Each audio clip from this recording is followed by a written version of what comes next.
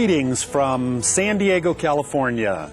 This international, multinational teleconference is reaching you live in English and Spanish through a unique and complex international telecommunication network via satellite, microwave, and cable. This program brings together distinguished institutions representing education, business, and government in more than a dozen countries in the Americas and Europe. I'm Professor Peter Anderson from the School of Communication here at San Diego State University. We would like to dedicate our program to our talented former ITC moderator and Spanish voice, Mr. Armando Osorio, who passed away on August 7th, 2003. Mr. Osorio had a distinguished career in radio and television, both in his native Colombia as well as in the United States, contributing with his talent to Spanish language programs and educational projects spanning over 5 decades. We honor him for his dedication, excellence, and professional standards that he has set up for many of us, including many students he trained at his beloved School of Broadcasting. May he rest in peace. Today we will be covering the topic of time management in a globalized environment.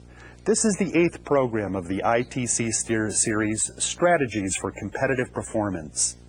People in industrialized countries are preoccupied with time. We subscribe to the notion that time is money and hate to waste time because time marches on. We spend time on things that are important to us and treat time as a precious commodity of extreme value. Now, with instant teleconferencing, faxes, and email, time pressure has been amped up even more. Today, the phenomenon of globalization and the explosion of telecommunication technologies have brought us to the concept of the 24-hour society in which individuals, organizations, and communities can now interact continuously on a worldwide scale, geometrically expanding their productive capabilities and aspirations for success. Many cities and businesses in the developing world are adopting the time orientation of more developed countries, leading to culture shock and increased time pressure. For years, academics, consultants, and managers have proposed, analyzed, and practiced a wide array of approaches and techniques for optimizing the use of our most precious, limited resource, time. Today's video conference will explore the current challenge of time management in our increasingly dynamic environment within business, education, government, and society at large. Our speaker will illustrate how time is in reality an intangible concept that is defined culturally, economically, and even politically in relative and often different terms. This is generating an urgent need for the development of common standards and negotiated protocols, particularly now that organizations are connecting and expanding regionally and internationally more than ever before.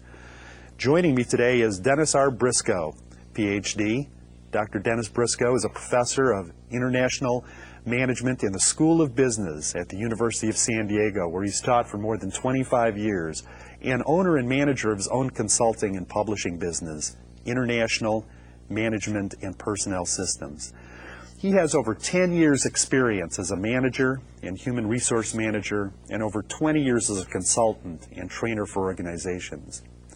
He specializes in international management and international human resource management. He has lived and worked in 12 countries and has traveled extensively in about 50 others. He frequently speaks to the business community, both at home and abroad, on topics related to global business and the new business environment. Dr. Briscoe has written a number of books and over 60 articles which have appeared in both academic and practitioner journals. He is currently working on a new edition of his highly acclaimed International Human Resource Management, which is available from Dr. Briscoe, the only comprehensive book on the subject.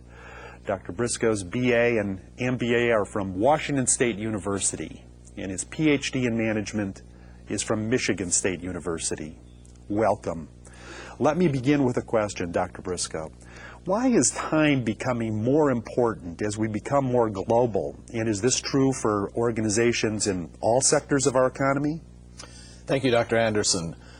Largely, time has become an issue because our lives have become more globalized. We now have friends and family spread all over the world.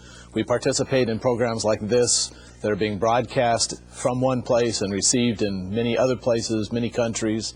And in our jobs now, if we're in companies, we have customers or clients and suppliers and colleagues around the world. If we work in government, we probably have colleagues and programs that we deliver and work on with people around the world.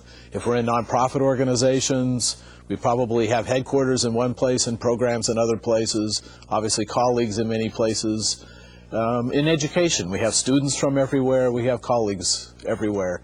The reality is that we're having to interact on the telephone, through faxes, through email, increasingly email, and other kinds of communication technologies, such as video conferences and telephone conferences, so that we now have to deal with people everywhere around the world. And this is a worldwide phenomenon? People are beginning to experience this just about everywhere? It's everywhere. Wow.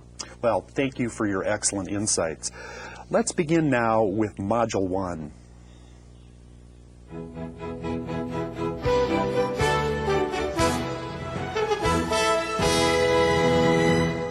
Thank you.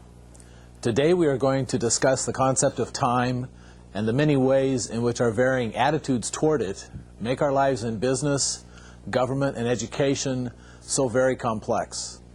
In addition, we will discuss the problems and some of their solutions that are encountered in our global environment and in our cross-border interactions because of issues related to time. As the introduction to this program indicated, professors, consultants, and managers have proposed a wide array of approaches for optimizing the use of this most precious limited resource that we call time. Indeed, one of the most popular training programs for many years in many companies, at least in the United States, teaches people how to more effectively manage their time. It is a training program usually titled Time Management. For example, one of the most popular of these programs in recent years was developed by Stephen Covey, the well-known author of The 7 Habits of Highly Effective People. Dr. Covey's book on time management is titled First Things First. As will be shown, however, this approach to time is very much a result of attitudes and values about time which are only present in some countries and cultures, particularly in the United States. Therefore, today we will not so much be examining effective ways to manage your time, as we will be looking at the various ways people in different countries and cultures approach the concept of time. And through that discussion, illustrate why people from different cultures and different countries may encounter difficulties as they work with each other in the conduct of business or as they interact in other ways. And we will examine how issues related to time affect the operation of international businesses and other types of global organizations. Recently, the phenomenon of globalization and the explosion of telecommunication technologies has brought us a concept of the 24-hour society, in which individuals, organizations, and communities from around the world can now interact with each other continuously, presumably expanding their productive capabilities. This has led to constantly increasing aspirations for improving lives and for improving living conditions. But this around-the-globe, 24-hour-a-day, 7-day-a-week interaction has led to significant friction between people who view time from differing perspectives.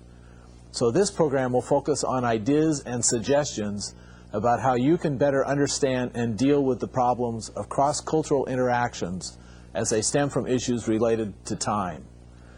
In this first segment, we will discuss some of the ways in which people from differing countries and cultures approach the concept of time, and describe how these varying approaches can cause difficulties in cross-border interactions, and suggest some ways that you can work to minimize those problems that are caused by these differences and even benefit from them. Indeed, the phrase that was just used, referring to time as our most precious limited resource, reflects the attitude toward time that is common in only some countries and not in others. It is these types of differences that we will discuss. In the second segment, we will examine ways in which issues related directly to time differences themselves cause complexities in our increasingly interconnected global environment. For example, we will examine issues that arise related to being located in different time zones for members of things like cross-border teams in multinational enterprises.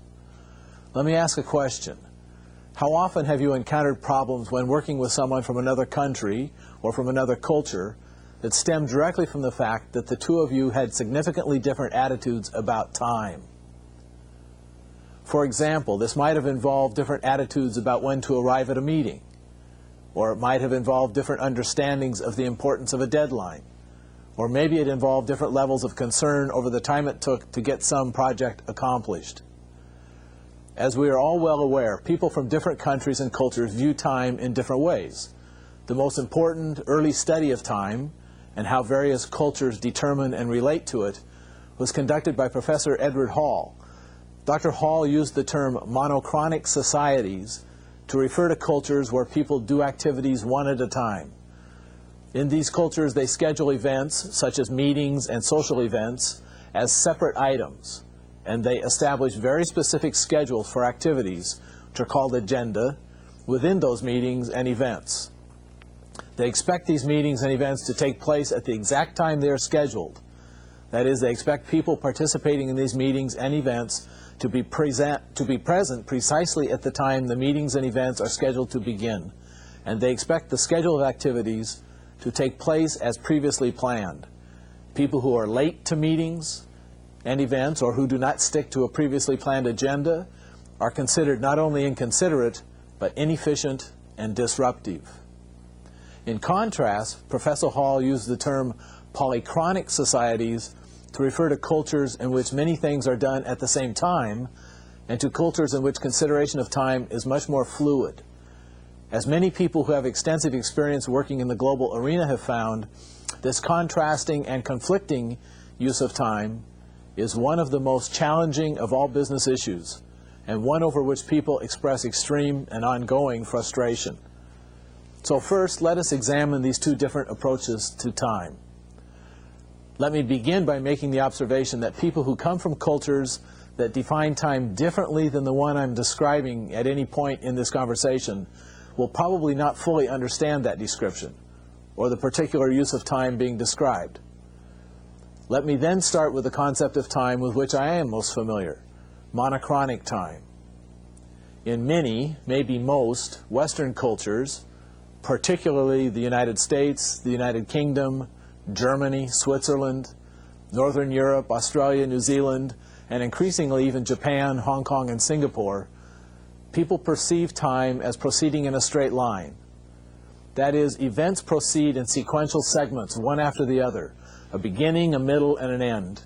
Everything is organized around time.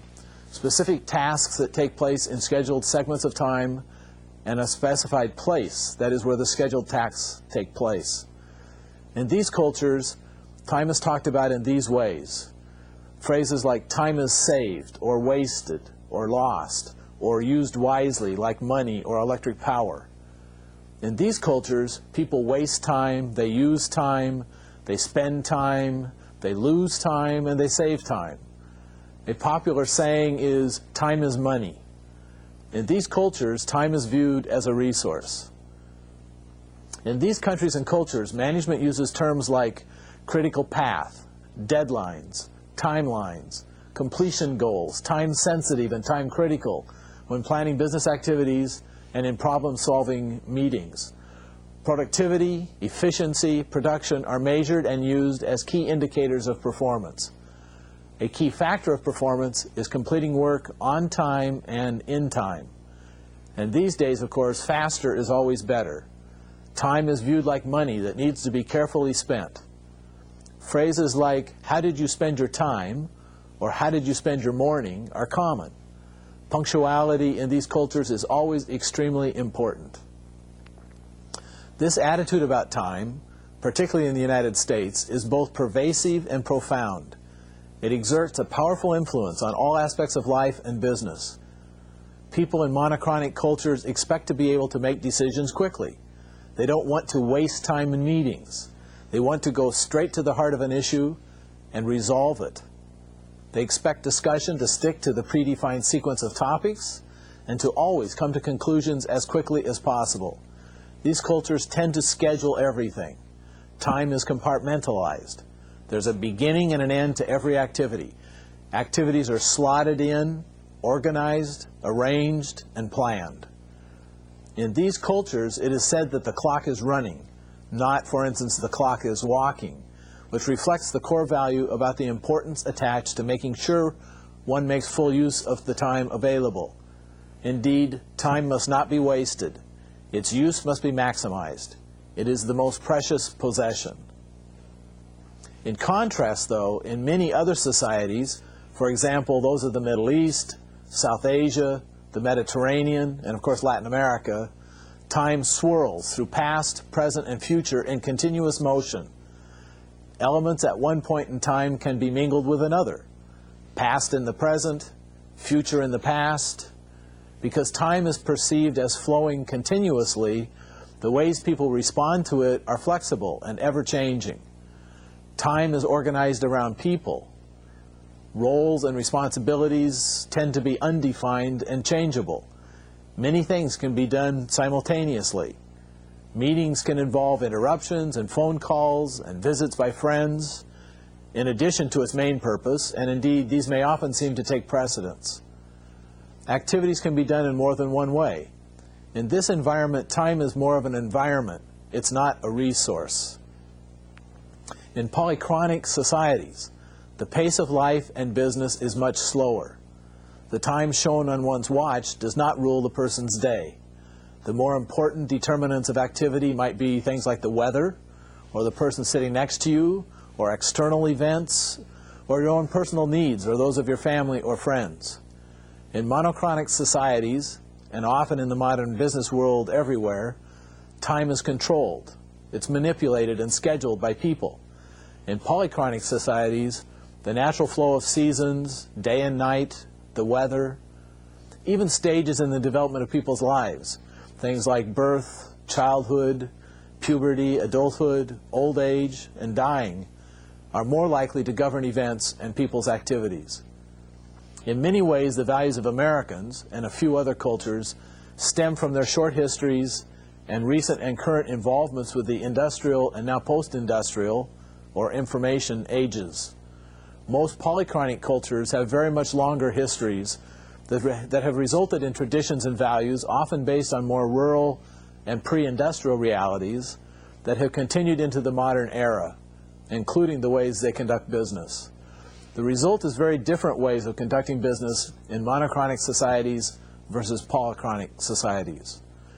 For example, Americans working abroad today often do business with people who, while living in modern cities, run their lives and conduct their business according to older, pre-modern rules, and these may involve an older concept of time. Thus, Americans tend not to notice that in many cultures, this modern business context is a new development, a relatively sudden overlay on top of a pre-existing culture that has developed over perhaps thousands of years. And this has probably created a very different notion of time in a world ruled by nature, not by man. This can be very disconcerting and confusing to people who are used to a particular set of values or perceptions about time when working with a culture that believes differently. Indeed, I must admit, since I come from a monochronic culture, I even have a hard time describing the nature of the polychronic perception and use of time. For example, an American consultant working for the first time for a firm in Peru made this observation. The organization had no structure. It was like a soccer team of 6-year-olds. Someone kicked the ball in one direction and they all ran to that side of the field. The ball was then kicked again in another direction and they all ran back in that direction. In polychronic society, spontaneity, that is going with the flow or accepting things as they happen and responding to them as they happen, rather than scheduling them and trying to make them happen in a particular way, as would be the approach in a monochronic society, is both important and the accepted way. Many things can interrupt deadlines and schedules. For instance, project specifications may have to be revised in order to improve quality or design, even if deadlines have to be set aside to do it. Appointments may be canceled or delayed to meet the needs of friends or family, or even to just say hello to them. Meeting times are approximate. Planning might be done by determining a goal, then arranging and rearranging the methods of getting there. Business is accomplished through relationships with people and completing specific transactions rather than through strict adherence to predetermined schedules and timelines. In Brazil, for example, the following is said: flexibility is so important.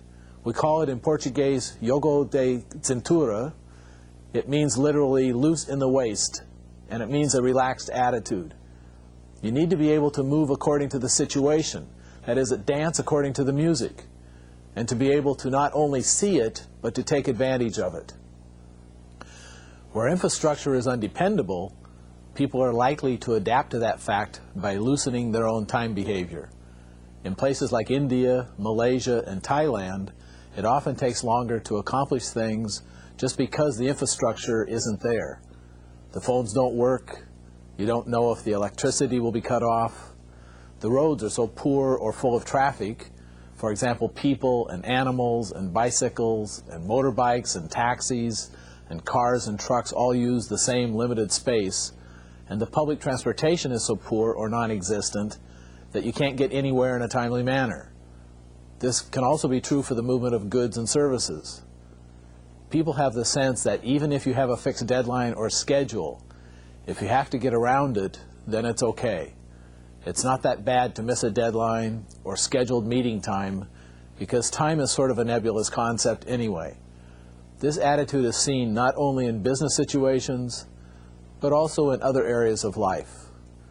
People invariably come in late, at least according to the values and norms of a monochronic culture like in the US, yet this behavior would not even be noticed in a polychronic culture. Most countries have a phrase for this. For example, along the border with Mexico in the US, we refer to this as Mexican time, or mañana time, meaning much less attention is paid to getting places or arriving at meetings or getting things done exactly on time. Being exactly on time has less priority than, for example, relationships or family. In Malaysia and Indonesia, it is called rubber time because it stretches. So as you can see, people who work with people from other countries must learn to adapt to the different attitudes and values related to time in the various countries and cultures with which they interact. Even in interactions between countries that are classified within the same general approach to time, confusion, mistakes can be experienced, largely because each country or culture overlays its attitude toward time on top of other widely differing values and norms. For example, Japan has grafted modern-day attitudes toward time, at least as it conducts business, onto its traditional, relationships-based, pre-industrial, communal, highly formal backdrop. Sao Paulo may look like Manhattan gone wild, yet its older Latin traditions of family and pride of place dictate a very different communication style. And dealings with Germans may falter if the non-German party fails to grasp that the older German values that dictate how ongoing relationships are to be conducted and that determine who is responsible for what.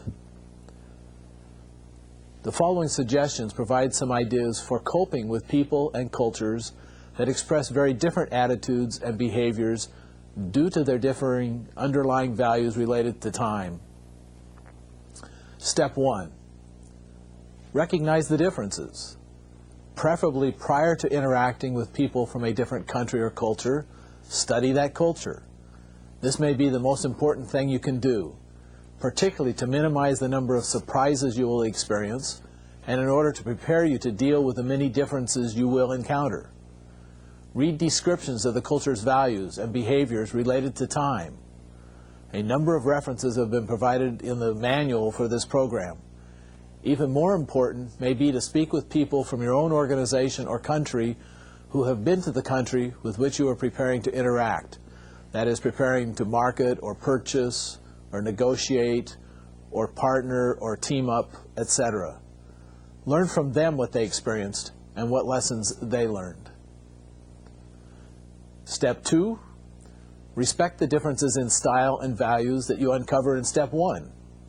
In general, it's up to the visitor to adapt to the host. But it is always helpful to be sensitive to and understanding of the differing values and behaviors of the people you interact with from other cultures, whether or not you are the visitor or the host. Step 3, learn the etiquette and protocol necessary to support the formality or lack of it, the attention to hierarchy or egalitarianism, and the communalism or individualism of the culture with which you intend to interact. All of these link to the specific country's attitudes toward time. Step 4, reflect on or think about your own past experiences. See if you have been in similar circumstances from which you learned lessons that you can now apply to your new situation. Step 5, and this step is ultimately for people who come from monochronic cultures like my culture, but who work in polychronic cultures. These are guidelines that should be followed by those kinds of people. Allot extra time for relationship building and for the other side's decision-making process. Pay attention to people as well as to tasks. Use time to network, socialize, and to multitask. Always take along a briefcase filled with reading and paperwork that you can work on when waiting for meetings and appointments to begin. And recognize the role of tradition in the decision-making process. Step 6, this step is primarily for those from polychronic cultures who work in monochronic cultures. You should observe these guidelines. Be sensitive to the expectation of punctuality in all things. Arrive on time to meetings and scheduled events. Be aware that meetings follow agendas and are expected to end on time. Keep in mind that deadlines, schedules, and contractual agreements can be more important than relationships. Take into account that planning and scheduling are relied on to set and reach goals, and realize that in these cultures, change is seen as desirable, tomorrow is expected to be better than today, and that things can be done today to make tomorrow better. These are simple but crucial suggestions that can help you become more productive and competitive in your endeavors in any context or environment. I invite you to put them into practice. Let's begin with the first